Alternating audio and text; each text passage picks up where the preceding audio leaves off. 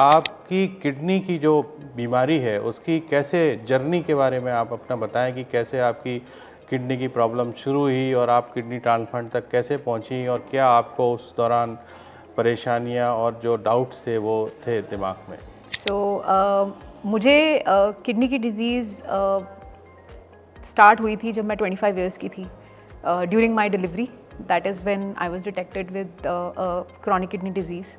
तो आपकी जैसे ये डोनर आपकी मदर इन लॉ थी, उन्होंने किडनी दी और तो उनको कोई ऐसी कोई परेशानी किडनी देने के बाद या फिर वो ठीक हैं, उनको कोई दवा वगैरह की ज़रूरत या किसी तरह की कोई परेशानी होती है?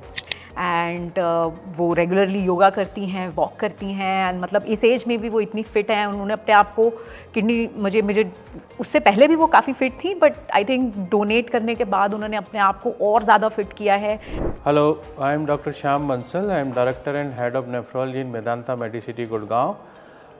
किडनी कन्वर्सेशन के नए एपिसोड में आपका स्वागत है और आज हमारे साथ बात करने के लिए हैं मिसेस श्वेता कपूर। मिसेस श्वेता को let me introduce her. She is a data science professional and she has more than multiple awards in this field, and she is also among the top 100 AI leaders in this field in this year, and she has been a kidney transplant recipient. और श्वेता, स्वागत है आपका इस episode में। तो हमने सोचा कि हम किडनी ट्रांसप्लांट के बारे में बहुत सारी मिथ्स होती हैं, बहुत सारी रॉन्ग परसेप्शंस होते हैं। तो मैं आपके से साथ स्टार्ट करना चाहूँगा कि आपकी किडनी की जो बीमारी है उसकी कैसे जर्नी के बारे में आप अपना बताएं कि कैसे आपकी किडनी की प्रॉब्लम शुरू हुई और आप किडनी ट्रांसप्लांट तक कैसे पहुंची और क्या आपको उस दौरान परेशानियां और जो डाउट्स थे वो थे दिमाग में। थैंक यू सर, मुझे बुलाने के लिए यहाँ पे। मुझे किडनी की डिज़ीज़ स्टार्ट हुई थी जब मैं 25 इयर्स की थी, during my delivery. That is when I was detected with chronic kidney disease. तो करीबन 10 साल मैंने किडनी डिज़ीज़ के साथ काफ़ी लड़ाई लड़ी। अलग अलग तरीके के चैलेंजेस थे, अलग अलग तरीके के इन्फेक्शंस और बहुत सारे चैलेंजेस को मैंने फेस किया। उसके बाद जब मैं 2021 में वो स्टेज आई जब मैं एंड स्टेज किडनी फेलियर मैंने एक्सपीरियंस किया, एंड उस टाइम पे मुझे काफ़ी कन्फ्यूजन था कि मैं किस रास्ते पे जाऊँ, डायलिसिस पे जाऊँ या फिर किडनी ट्रांसप्लांट पे जाऊँ या आयुर्वेदिक मेडिसिन ट्राई करूँ या कुछ और मेडिसिन ट्राई करूँ। तो काफ़ी कन्फ्यूजन था एंड काफ़ी डर भी लग रहा था उस टाइम पे। और आई थिंक उस टाइम पे ऐसा था कि मतलब मुझे कुछ भी समझ नहीं आ रहा था। तो काफ़ी सारे लोगों से बात करने के बाद एंड फिर आप तक मैं पहुंची, एंड आपसे बात करने के बाद फिर मुझे वो कॉन्फिडेंस आया कि किडनी ट्रांसप्लांट मेरी एज पे एंड मेरे हेल्थ कंडीशंस के हिसाब से एक अच्छी ऑप्शन है एक्सप्लोर करने के लिए। तो सर ऐसा रहा कुछ कि जहाँ पे मतलब बहुत सारे चैलेंजेस फेस करते हुए वो स्टेज आई जहाँ पे मैंने ये डिसीजन लिया, and all thanks to you and my family and मेरी मदर इन लॉ जो मेरी डोनर हैं, जिनकी वजह से मुझे ये सेकंड चांस मिला। तो मतलब आसान नहीं था, बट आई थिंक अब मैं वापस सोचती हूँ तो काफ़ी अच्छा डिसीजन था लाइफ के लिए, जहाँ पे एक सेकंड चांस मिलता है किसी को, जो कि मुझे भी मिला। तो ये एक देखा ये आपने कई सारे लोग ट्रांसप्लांट से पहले डायलिसिस के लिए जाते हैं। क्या आपकी ट्रांसप्लांट से पहले डायलिसिस हुई या फिर ना आपने डायरेक्ट ट्रांसप्लांट की तरफ गए? नहीं सर, मेरी डायलिसिस नहीं हुई। तो जब मेरा किडनी फेलियर डिटेक्ट हुआ तब मेरे पास यही ऑप्शंस थी कि या तो मैं डायलिसिस करा लूँ या फिर मैं प्रोएक्टिव किडनी ट्रांसप्लांट जिसे कहते हैं। तो क्योंकि मेरी जो एज थी और मेरे पास फॉर्चुनेटली मेरी डोनर भी थी, तो आई थिंक मैंने डायरेक्टली ही किडनी ट्रांसप्लांट कराया फेलियर के बाद, बजाय कि मैं डायलिसिस पे जाऊँ। तो दोनों ही ऑप्शंस के अपने प्लस एंड माइनसेस हैं, बट क्योंकि मेरी एज और मेरी कंडीशन के हिसाब से प्लस मेरे डोनर की अवेलेबिलिटी के हिसाब से, तो I think that was the best option that I picked at that time with your support and guidance. तो ये एक बहुत ही इम्पॉर्टेंट एस्पेक्ट है कि आप कई सारे लोग हमसे पूछते हैं कि डायलिसिस कराना ज़रूरी है या डायरेक्ट ट्रांसप्लांट करा सकते हैं। तो हमेशा जो डायरेक्ट ट्रांसप्लांट होता है, आप डायलिसिस की ज़रूरत पड़ने वाली है, उससे पहले ही अगर आप ट्रांसप्लांट करा लो तो बहुत सारी जो परेशानियां डायलिसिस में होती हैं कि आपको फिस्टुला बनाना है, आपको नली डालनी है और उसमें जो इन्फेक्शन या दूसरे कॉम्प्लिकेशंस हो जाते हैं उनसे आप बच जाते हो। और जो डायरेक्ट जो ट्रांसप्लांट होता है उसका आउटकम सबसे अच्छा रहता है। So that is one thing, one good decision जो टाइम पे तुमने लिया। कई सारे लोग नहीं ले पाते हैं, तो ये एक बहुत इंपॉर्टेंट पॉइंट है जो भी किडनी के पेशेंट हैं उनको ये डिसाइड करने का। अगर आप उस स्टेज तक जा रहे हैं और आपको एक समय बाद आपके डॉक्टर बोलते हैं कि आपको महीने, 2 महीने या 3 महीने बाद ट्रांसप्लांट की या डायलिसिस की ज़रूरत पड़ेगी, आप थोड़ा पहले सीधा ट्रांसप्लांट करा लेंगे तो बहुत सारी परेशानियों से बच जाएंगे। तो आपकी जैसे ये डोनर आपकी मदर इन लॉ थी, उन्होंने किडनी दी और तो उनको कोई ऐसी कोई परेशानी किडनी देने के बाद या फिर वो ठीक हैं, उनको कोई दवा वगैरह की ज़रूरत या किसी तरह की कोई परेशानी होती है? नहीं सर, वो बिल्कुल ठीक है, भगवान की कृपा से वो बहुत हेल्दी हैं और मतलब हम दोनों ही एक दूसरे के साथ अपने एक दूसरे को मोटिवेट करते हैं हेल्दी रहने के लिए। एंड वो रेगुलरली योगा करती हैं, वॉक करती हैं एंड मतलब इस एज में भी वो इतनी फिट हैं। उन्होंने अपने आप को किडनी मुझे उससे पहले भी वो काफ़ी फिट थी, बट आई थिंक डोनेट करने के बाद उन्होंने अपने आप को और ज़्यादा फिट किया है, अपनी डाइट पे, अपनी हेल्थ पे और ज़्यादा ध्यान दिया है। एंड हम दोनों साथ में एक दूसरे को बताते रहते हैं कि क्या करना है क्या नहीं करना है। वो मुझे मोटिवेट करती हैं और मैं उनको करती हूँ। तो ये बहुत इंपॉर्टेंट पॉइंट है। जैसे हमारे पास कई बार पेशेंट्स हैं, उनके डोनर आते हैं, तो डोनर को एक बड़ी ये सवाल रहता है कि किडनी देने के बाद कोई परेशानी तो नहीं होगी। तो हम उन सबको बताते हैं और सबके लिए ये इम्पोर्टेंट कि किडनी किसी की तभी ली जाती है जब उसकी दोनों किडनी ठीक हों और एक किडनी देने से कोई लाइफ पे फ़र्क नहीं पड़े। दूसरा इम्पॉर्टेंट चीज़ जो आपने बताई कि भाई उसके बाद वो अपने को ज़्यादा फिट रखने की, क्योंकि जो डोनर होते हैं वो फिर मोटिवेटेड होते हैं। अपना रेगुलर चेकअप उनका, जैसे हम साल में एक बार चेकअप कराते हैं, तो कोई अगर बीमारी जैसे किसी को फ्यूचर में होनी है, किडनी दे या नहीं दे, डायबिटीज़ है, ब्लड प्रेशर है, बहुत सारे लोगों को हो सकता है। तो अगर ऐसा डिटेक्ट भी आगे चल के होता है तो उसको ठीक से मैनेज किया जा सकता है जिससे कि उससे आगे किडनी पे असर ना आए। तो ये एक बहुत ही इम्पॉर्टेंट पॉइंट है। और सारे जो पेशेंट्स हैं जो कि इनकी किडनी में परेशानी है या जो किडनी ट्रांसप्लांट का प्लान कर रहे हैं, ये समझना ज़रूरी है कि किडनी डोनेशन एक बहुत ही सेफ़ प्रोसीजर है और इसके लॉन्ग टर्म इसके साइड इफ़ेक्ट और रिस्क बहुत ही कम होते हैं। इनफैक्ट जैसा बताया, ज़्यादातर डोनर ट्रांसप्लांट के बाद ज़्यादा फिट रहते हैं बजाय जिन्होंने किडनी नहीं दी है, बिकॉज वो अपनी हेल्थ का ध्यान अच्छे से करते हैं, उनका चेकअप होता रहता है।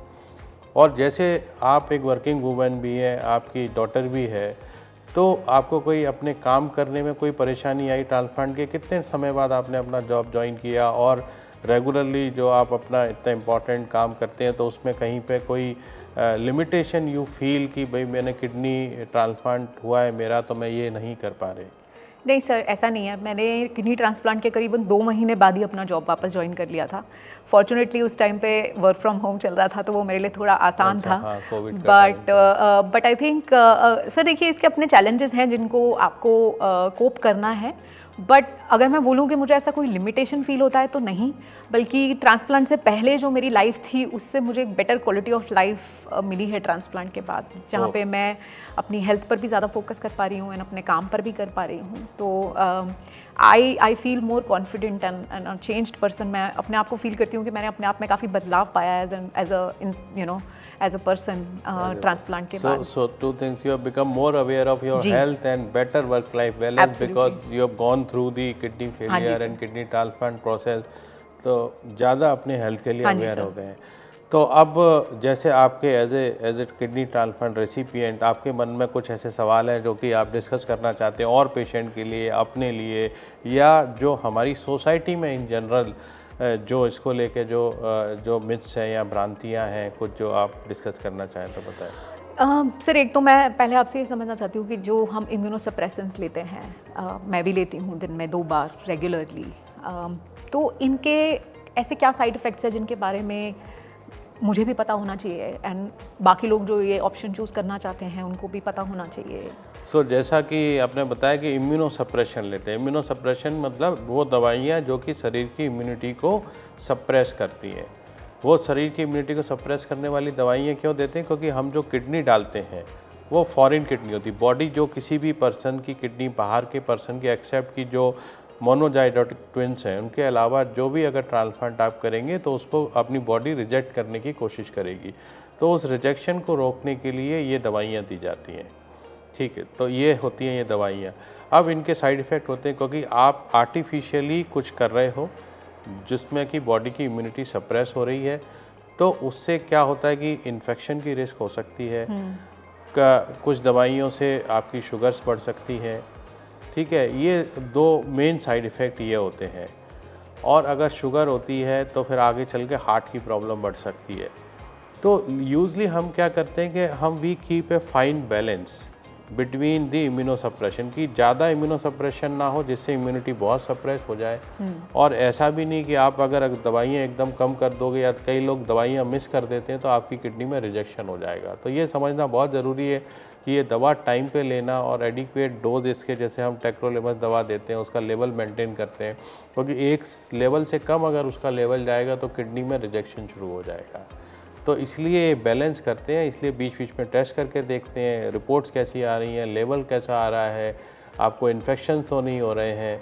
तो ये सारी चीज़ों को बैलेंस करके देखा जाता है। तो साइड इफ़ेक्ट तो हैं, बट ऐसा नहीं है जैसे आपको पिछले 5 साल आपके ट्रांसप्लांट के लगभग हो गए तो कितनी बार आपको हॉस्पिटलाइज होना पड़ा या कोई सीरियस प्रॉब्लम हुई है आपको कभी? नहीं सर। तो नहीं हुई। तो बहुत सारे लोगों को नहीं होती, कुछ लोगों को होता भी है। ऐसा नहीं है कि 10 में से 2 लोग ऐसे होंगे जिनको की प्रॉब्लम्स होंगी या एडमिट होना पड़ेगा या इन्फेक्शन। और कई सारे लोग जो मैंने देखा है, काफ़ी मैं 25 साल से ट्रांसप्लांट पेशेंट देख रहा हूँ कि जो लोग अपनी दवाइयाँ मिस करते हैं, कई सारे लोग, तो उनको फिर इनकी किडनी खराबी का खतरा बढ़ जाता है। तो ये दवाइयाँ ठीक टाइम पे लेना और ठीक टाइम पे चेकअप करना ये बहुत ज़रूरी है अगर आपको अपनी किडनी को लंबा चलाना है। तो सर जैसे आपने रिजेक्शन के बारे में बात की, तो किडनी डिजीज साइलेंट किलर है, ये सबको पता है। तो सर ऐसी क्या चीज़ें हैं जिनका बहुत ध्यान रखने की ज़रूरत है ताकि एक ट्रांसप्लांट पेशेंट को अगर रिजेक्शन हो रहा हो और उसको ना पता चल रहा हो तो वो उसको पकड़ तो सके? जैसे साइलेंट है तो एक तो ये ज़रूरी है कि अपनी दवाइयाँ टाइम पे लें, जैसा सबसे इम्पोर्टेंट। दूसरा है कि कई बार कोई सिम्टम्स नहीं होते किडनी की प्रॉब्लम के, तो आपको लग रहा है कि सब ठीक है, तो भी अपना जिस टाइम पे चेकअप ज़रूरी है वो टाइम पे चेकअप कराएं। क्योंकि कई बार उसमें थोड़ी सी भी प्रॉब्लम पता चलेगी तो हम उसको जल्दी रिकॉग्नाइज करके और ट्रीट कर सकते हैं। ठीक है। एक सवाल है सर मेरा कि किडनी ट्रांसप्लांट कितना लंबा चलता है? ऐसा कोई एज लिमिट नहीं है, किडनी ट्रांसप्लांट कितने भी साल चल सकता है। अगर आपकी किडनी ठीक से चल रही है तो 30 साल 40 साल और भी ज़्यादा चल सकता है। कोई किडनी ट्रांसप्लांट का प्रोसेस अभी बहुत पुराना नहीं है, और जो नई दवाइयाँ पिछले 10-15 सालों में आई हैं उससे किडनी की लाइफ काफ़ी बढ़ गई है। तो अगले 20, 25, 30 सालों में हम देखेंगे कि बहुत सारे लोगों की किडनी 30 साल उससे ज़्यादा चलेगी। तो सर ऐसी कोई और डेवलपमेंट्स भी हैं इस फील्ड में या कोई नई रिसर्च हो रही है ट्रांसप्लांट की फील्ड में जो कि आने वाले समय में मेरे जैसे पेशेंट्स के लिए और पेशेंट्स के लिए काफ़ी फ़ायदेमंद रहेगी? कई तरह की रिसर्च किडनी में चल रही है ट्रांसप्लांट में। एक तो ये कि ऑर्गन की शॉर्टेज है, क्योंकि बहुत सारे लोगों के रिलेटिव्स में नहीं होते। तो एक जीनो ट्रांसप्लांटेशन है, यूएस में कुछ सेंटर्स में हुआ है, जिसमें कि आप पिक की जेनेटिकली मॉडिफाइड किडनी को लगा देते हो, but that is in the initial stages. Plus कुछ नई नई दवाइयाँ बनती रहती हैं जिनसे कि रिजेक्शन के चांसेस और कम हो जाते हैं, आउटकम बेटर हो जाता है। Plus there is a plan कि भाई कि आगे चल के हम इस तरह से वो बॉडी की इम्यूनिटी को मॉडिफाई कर पाएँ कि ट्रांसप्लांट के जो एंटी इम्यूनोसप्रेसिव मेडिसिन है उनकी ज़रूरत ना पड़े। So this is all in the pipeline, and the pig transplantation, xeno transplantation has been performed successfully in, but अभी उसके लॉन्ग टर्म रिजल्ट आना बाकी है। तो it will take another 5 to 10 years। तो सर जब कोई ट्रांसप्लांट करा लेता है तो इसका उसकी आने वाली ज़िंदगी में मतलब उसको एक डर रहता है कि कहीं मैं रिजेक्शन ना फेस करूं या कहीं मुझे कुछ प्रॉब्लम ना हो जाए, तो एक एंग्जाइटी रहती है। मतलब मुझे भी होती है शायद कभी जब टेस्ट रिजल्ट्स आने वाले होते हैं या मुझे कोई परेशानी हो रही होती है। तो सर इन चैलेंजेस को आप कैसे देखते हैं कि कैसे किसी को अपनी मेंटल हेल्थ को मतलब पॉजिटिविटी कैसे मतलब क्या रोल प्ले करती है इस पूरी जर्नी में? पॉजिटिविटी बहुत इम्पॉर्टेंट है। आई थिंक कि अगर आपकी मेंटल हेल्थ ठीक है तो आपको फिज़िकल हेल्थ की भी आप ज़्यादा अच्छे से केयर करोगे। और ये मैं समझ सकता हूँ कि आपके साथ कोई भी परेशानी है, कोई भी हेल्थ प्रॉब्लम है, किडनी ट्रांसप्लांट है या फिर कोई भी ऐसी चीज़ है, तो उसमें एक अनसर्टेनिटी तो रहती है। बट मैंने ये देखा है अपने उसमें कि जो लोग अपने हेल्थ के लिए जागरूक रहते हैं, जो अपना रेगुलर चेकअप कराते हैं, अपनी दवाइयाँ टाइम पे खाते हैं, अपना वो, तो उनको यूजली कुछ प्रॉब्लम्स भी होती हैं वो टाइम पे पता चल जाती है। वो बहुत इंपॉर्टेंट चीज़ है। टाइम पे अगर आपको पता चल जाए तो हम बहुत सारी चीज़ों को ठीक कर सकते हैं। अदरवाइज लाइफ तो uncertain it is for everyone. देखिए, एकदम सडनली तो कुछ होता है तो हार्ट की प्रॉब्लम ही होती है जिसमें कि आपकी लाइफ को खतरा होता है। All other problems you will know कि भाई इन्फेक्शन हो रहा है या कुछ और प्रॉब्लम हो रही है, आपको पता चल जाएगा। तो जागरूक रहें और पॉजिटिव लें, बिकॉज पॉजिटिव लेने से बहुत सारी चीज़ें बेटर हो जाती हैं। नहीं सर, बिल्कुल आपने सही कहा। आई थिंक ये जर्नी में अपने आप को पॉजिटिव रखना बहुत ज़रूरी है। और आई थिंक अपने डॉक्टर से बात करना, रेगुलरली उनसे कांटेक्ट में रहना, उनके साथ अपनी सिचुएशन को शेयर करना और दवाइयाँ लेना बहुत हेल्पफुल है।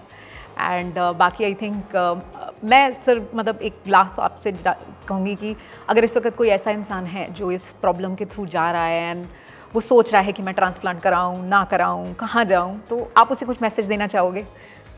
मतलब ये message you should give. I would ask कि ऐसा, क्योंकि you have gone through this and जो जिनके साथ ऐसा हो चुका है या रेसिपिएंट है उनके थ्रू मैसेज हो, योर मैसेज। सो मैं तो यही मैसेज कहूँगी कि situation is tough, but I think trust करना प्रोसेस को, और जो साइंस ने डेवलपमेंट किए हैं हमारे डॉक्टर्स को, बहुत ज़रूरी है इस वक्त। एंड आप नेफ्रोलॉजिस्ट से मिलिए, अपनी प्रॉब्लम डिस्कस कीजिए, ऑप्शंस डिस्कस कीजिए अपनी फैमिली के साथ एंड सही डिसीजन लीजिए एंड पॉजिटिव रहिए एंड सोल्यूशन ज़रूर मिलेगा and it will be all good. So just I think it will pass through and आपको लाइफ में आगे सेकेंड चांस मिलेगा, तो there is nothing bigger than getting a second chance in life, I would say. Thanks. तो मैं यही कहूँगा कि किडनी ट्रांसप्लांट, अगर आपको किडनी फेलियर है और अगर आपके डॉक्टर किडनी ट्रांसप्लांट की सलाह देते हैं तो इस समय पे किडनी ट्रांसप्लांट कराना बेस्ट ऑप्शन है। हमको नेगेटिव्स के बारे में सिर्फ नहीं सोचना चाहिए, because is a lot of positivity. ठीक, ज़्यादातर लोग ट्रांसप्लांट के बाद ठीक रहते हैं नई दवाइयों से, नए ट्रीटमेंट से। तो नेगेटिव या ऑल्टरनेटिव चीज़ों की तरफ मत जाइए, जो सही चीज़ है उसको करिए और भगवान पे भरोसा रखिए, सब ठीक होगा। बिल्कुल बिल्कुल। And thank you.